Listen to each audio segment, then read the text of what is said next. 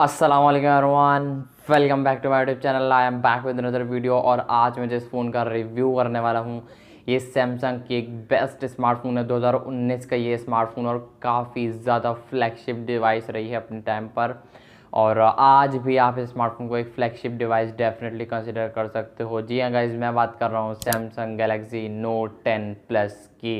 जी हाँ भाई, इस स्मार्टफोन के साथ एक छड़ी वाला पेन भी आता है जिसको आप हिला विला कर मुख्तलिफ काम कर सकते हो। पेन की बात कर रहा हूँ।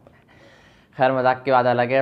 ओवरऑल ये फ़ोन कैसा होने वाला है, क्या इस फ़ोन को परचेस करना चाहिए नहीं करना चाहिए, फिर किसी और फ़ोन की तरफ जाना चाहिए, सब कुछ बताऊंगा आप लोग आज के इस वीडियो में। 2024 शुरू हो चुका है, 5वां-6वां साल लग चुका है इस फ़ोन को लॉन्च हुए पाकिस्तानी मार्केट के अंदर।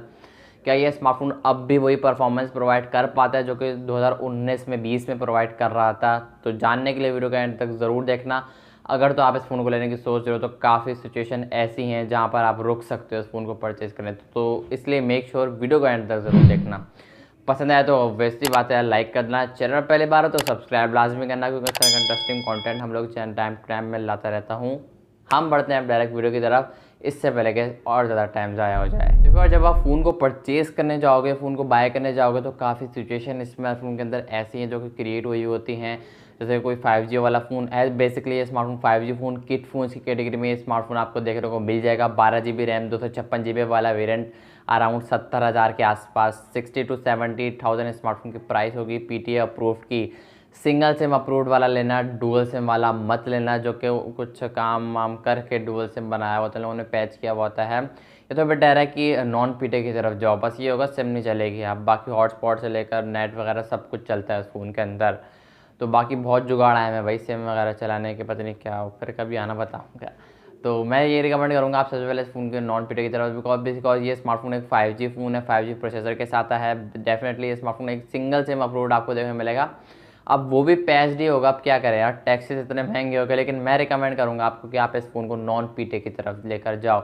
डुअल सिम अगर आपको अप्रूव्ड मिल रहा हो, वो समझ लेना रिफर्ब हुआ हुआ होता है, तो वो कतई तौर पर मत लेना, काफ़ी प्रॉब्लम आने वाले टाइम में आती है, सिग्नल्स की प्रॉब्लम आती है, कोई बैंकिंग एप्लीकेशन नहीं चलती आने वाले टाइम में, तो ये इशू आपको देखने को डेफिनेटली मिलेंगे अगर तो आप एक मैच्योर बंदे हो, तो ये माइंड में रखना।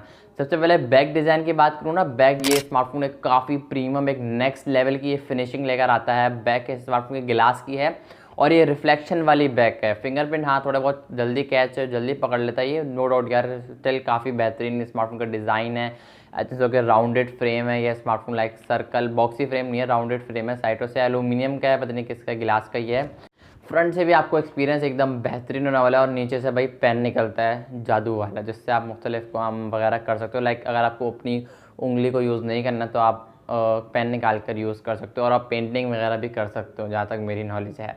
तो ये चीज़ें हैं जो कि काफ़ी अच्छी चीज़ें। आज तक मैंने कभी पेन वाला स्मार्टफोन चलाया नहीं, तो एक्सपीरियंस आपने चलाया नहीं होगा तो एक्सपीरियंस आपका काफ़ी अच्छा होने वाला। बाकी ये स्मार्टफोन IP68 की रेटिंग भी लेकर आता है, बट ये चीज़ डिपेंड करता है कि आप फ़ोन किस हालत में लोगे, और मैं गारंटी देता हूँ कि भाई फ़ोन आपको IP68 की वाटर पैकिंग में मिलेगा ही नहीं, ये मेरी गारंटी है।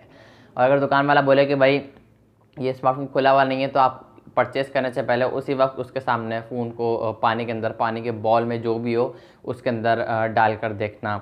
और एक बात याद रखना, सिंगल सिम अप्रूव लेना अगर लेना भी तो, अदरवाइज़ मैं रिकमेंड ये करूँगा कि आप डुअल सिम अप्रूव ना लो, ना सिंगल सिम लो, नॉन पीटे की तरफ जाओ डायरेक्ट। बाकी ये स्मार्टफोन फ्रंट एंड बैक दोनों से गोरिल्ला ग्लास प्रोटेक्टेड है, गोरिल्ला ग्लास 6 से। और तो अगर कवर के बगैर भी यूज़ करोगे तो काफ़ी ताकतवर भाई डोले शोले बने हुए हैं इस फ़ोन के। खैर मजाक कर रहा हूँ। फ्रंट डिस्प्ले की बात करूँ तो नोट यार 6.8 इंचेस का एक डायनामिक एमोलेड पैनल दिया जाएगा, 1440p की रेजोल्यूशन होगी। मतलब कि आप ये समझ लो क्वाड एचडी से ऊपर की रेजोल्यूशन होगी, क्वाड एचडी प्लस की रेजोल्यूशन होगी। गोरिल्ला ग्लास 6 की प्रोटेक्टेड है, मैंने आपको भी बताया है। और यहाँ पर HDR10+ का सपोर्ट भी आपको इस फ़ोन के अंदर देखने को मिलता है, ऑलवेज ऑन डिस्प्ले का सपोर्ट देखने को मिलता है, तो ये काफ़ी अच्छी चीज़ बन जाती है। एंड्रॉयड 12 पर आपको आज के टाइम पर राउंड होता हुआ नजर आएगा। एंड्रॉयड 9 के साथ आता है, सो के 3 4 5 6 साल हो चुके हैं इस फ़ोन को लॉन्च हुए पाकिस्तानी मार्केट के अंदर। और One UI सैमसंग का जो लेटेस्ट UI, लेटेस्ट तो नहीं, One UI 4 पर अपडेटेड होगा आई थिंक सो के। बाकी अपडेट वगैरह फुल ये हुआ होगा आने वाले टाइम में, इसके बाद अपडेट कोई भी नहीं आएंगी। तो बाकी अगर कोई पुराना फ़ोन बंद पड़ा हुआ हो, हाँ फिर वो अपडेट मांग सकता है। लेटेस्ट जो अब चल रही है एंड्रॉयड 12, अभी तो 14 चल रही है, लेकिन जो उसकी हद होगी जो उसका एंड होगा वो वहीं तक अपडेट मांगेगा। वैसे ऐसा बहुत कम होता है, 1000 में से कोई एक सी डिवाइस निकला है जो कि खुली ही नहीं है काफ़ी सालों से, वरना फिर ऐसा बहुत ज़्यादा कम देखने को मिलता है। अदरवाइज़ अगर आप फ़ोन को अच्छे तरीके से चेक करके लेना, बिल्कुल बेहतरीन तरीके से। बाकी कैमरास को आगे चल के डिस्कस करते हैं। परफॉर्मेंस वाले साइड की बात करूँ तो इसमें 2 वेरिएंट आते हैं, एक यूएसए वेरिएंट होता है, एक चाइना वाला वेरिएंट होता है। आज उसको रिफर्ब करके पता नहीं क्या कुछ कर देता कि मैं आपको बता नहीं सकता। जो बिल्कुल सही हालत में फ़ोन होगा ना, उसमें स्मार्टफोन के अंदर एक 5G प्रोसेसर है, एक्जीनोस का अपना है, सैमसंग का एक्जीनोस 9825 वाला प्रोसेसर है। अदरवाइज यहाँ पर स्नैपड्रैगन का 855 भी देखने को मिलता है। दोनों यहाँ पर 7 नैनोमीटर के आर्किटेक्चर पर बेस करते हैं। परफॉर्मेंस के लिहाज से पबजी के अंदर 60 FPS पबजी जारो हार्डवेयर बेस, नो डाउट काफ़ी कमाल की है। स्मार्टफोन एकदम पबजी बेहतरीन निकालेगा। अगर आप तो पबजी के लिए लेना चाह रहे हो तो फ्रेम ड्रॉप थोड़े बहुत इधर उधर आपको देखने को मिलेंगे और डेफिनेटली आपको हीटअप करता हुआ फ़ोन नज़र आएगा। और आजकल भाई बहुत वैसी गर्मियाँ चल रही हैं, मेरी हालत ऐसी टाइट हो रही है वीडियो बनाते हुए, तो लाइक फ़ोन की हालत तो और ही ज़्यादा पतली होगी। तो ये चीज़ आपको अपने माइंड में रखनी है। अगर आप एसी वाले रूम में बैठे हो, एयर कूलर लगा हुआ है, या फिर फ्रीज़र में दे के फ़ोन को खेल लो, तो इन चीज़ों के लिए फ़ोन बेस्ट है गेमिंग के लिए। खैर मजाक कर रहा हूँ, इतना ज़्यादा हीटअप नहीं करता, बट हाँ स्टिल गेमिंग के लिए एकदम बेहतरीन चीज़ है। कूलिंग फ़ैन लगा के खेल लिया करो अगर आपको ज़्यादा गेमिंग का शौक है तो। ठंडा ठंडा कूल रखता है फ़ोन को। गेमिंग जो फ़ैन आते हैं ना गेमिंग वाले, कूलर फ़ैन कह लो, गेमिंग फ़ैन कह लो, एक ही बात है। तो वो आप परचेज़ कर सकते हो, 500 से 1000 रुपये तक के आ जाते हैं और आपसे ऑनलाइन मिल जाते हैं। बैक कैमरास की बात करूँ ना, अच्छा यहाँ पर काफ़ी लोगों ने ना इसको iPhone X, XS Max, XR से कंपेयर किया है, वही उनसे बेहतर फोटोग्राफी ये स्मार्टफोन निकाल कर देता है। बैक पर ट्रिपल कैमरास का सेटअप है जो कि ऑप्टिकल इमेज स्टेबलाइजेशन के साथ आता है, तो ये चीज़ मुझे काफ़ी अच्छी लगी। कलर शार्पनेस काफ़ी कमाल की, डिटेल काफ़ी बेहतरीन कैप्चर करता है। वीडियो में OIS plus, zero plus, electrical image stabilisation, optical image stabilisation सब कुछ आपको देखने को मिलता है। फोटोग्राफी में भी आपको देखने को मिलेगा और वीडियोग्राफी में भी आपको देखने को मिलेगा OIS प्लस AIS। तो ये चीज़ मुझे काफ़ी अच्छी लगी। कलर शार्पनेस काफ़ी डिटेल काफ़ी बेहतरीन कैप्चर करता है और इसमें दुनिया हिलेगी नहीं अगर आप व्लॉगिंग करने के लिए स्मार्टफोन को परचेज़ करना चाहते हो। बाकी दूसरा देखो टेलीफोटो लेंस है, और तो फिर टेलीफोटो लेंस आपको पता ही होगा, फिर पोर्ट्रेट में काफ़ी बेहतरीन कैप्चर करता है।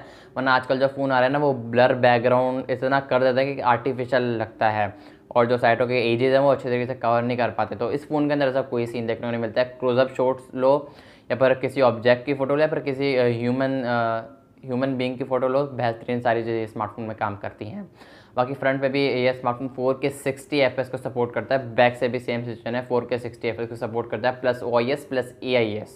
तो ये चीज़ें मुझे काफ़ी अच्छी चीज़ लगी। बाकी ये स्मार्टफोन रिवर्स वायर्ड चार्जिंग को भी सपोर्ट करता है, रिवर्स वायरलेस चार्जिंग को भी सपोर्ट करता है, और वायरलेस चार्जिंग को भी सपोर्ट करता है, और वायर्ड चार्जिंग को भी सपोर्ट करता है। 45 वाट की वायर्ड चार्जिंग, 15 वाट की वायरलेस चार्जिंग और 4.5 वाट की रिवर्स वायरलेस चार्जिंग।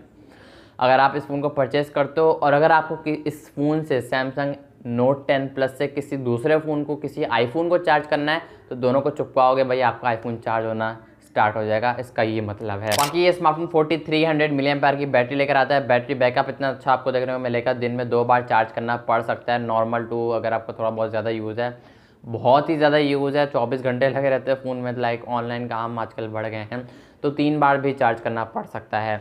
और कंक्लूजन की बात करूँ, रिफर्ब वाला नहीं लेना, पैच अप्रूव नहीं लेना, ये बड़े घपले होते हैं इस फ़ोन के अंदर, रिफर्ब हुआ बहुत है, कुछ ना कुछ मसले होते हैं। मैं डायरेक्ट रिकमेंड करूँगा आप नॉन पीडियो की तरफ जाओ, गेमिंग के लिए बेस्ट है, कैमरास के लिए स्मार्टफोन बेस्ट है। बस ये मेरा कंक्लूजन था। आई होप कि आपको आज की वीडियो पसंद है। वीडियो को लाइक करके चैनल को लाजमी सब्सक्राइब करना। मैं मिलूंगा आप लोगों को नेक्स्ट वीडियो के साथ फ़ोन के रिव्यू के साथ, किसी और अपकमिंग फ़ोन के साथ। तब तक के लिए इजाज़त दीजिए, अल्लाह हाफिज़।